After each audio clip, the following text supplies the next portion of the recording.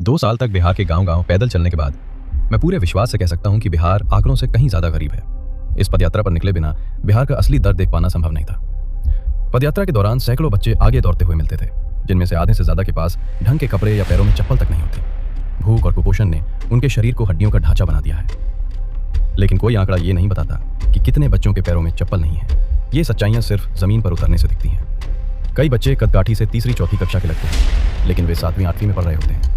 यही हाल बच्चियों का भी है। प्रोटीन की कमी ने उनके शारीरिक विकास को रोक दिया है। अन्य राज्यों की तुलना में बिहार की लड़कियों की औसत लंबाई कम है।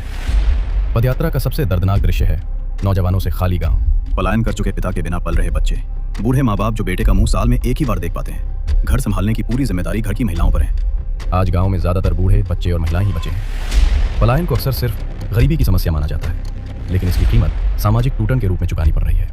अमीरों के बच्चे भी बाहर जाकर लौटते नहीं। बताती थीं कि 400 रुपए की पेंशन में पूरा महीना चलाना पड़ता है। कुपोषण के कारण वे सीधी खड़ी भी नहीं हो पाती। किसानों की हालत भी भयावह है। जहां पंजाब हरियाणा में किसान समृद्ध हैं, वहीं बिहार में बीमारी या शादी के लिए जमीन बेचनी पड़ती है। शराबबंदी महिलाओं के नाम पर लागू हुई, लेकिन सबसे ज्यादा नुकसान भी महिलाओं को ही हुआ।